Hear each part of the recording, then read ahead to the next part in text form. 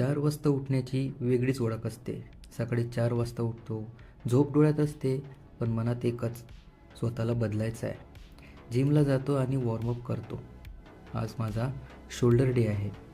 सुरुवातीला वॉर्मअप करून फर्स्ट जी एक्झरसाइज करणार आहे ती डंबल शोल्डर प्रेस. ताकद वाढवण्यासाठी ताकद गरजेची असते. त्यानंतर सीटेड डंबल प्रेस कंट्रोल आणि स्टॅबिलिटीसाठी एक उत्तम एक्झरसाइज आहे.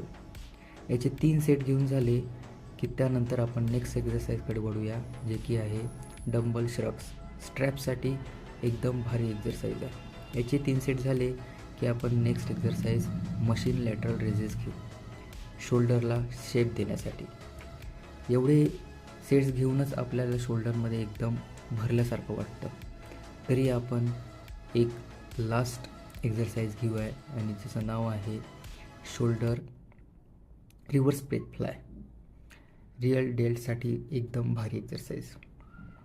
प्रत्येक रेपमध्ये एकच गोल, बेटर दॅन बिफोर.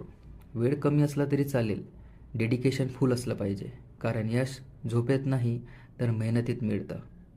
तर भेटूया नेक्स्ट टाईम.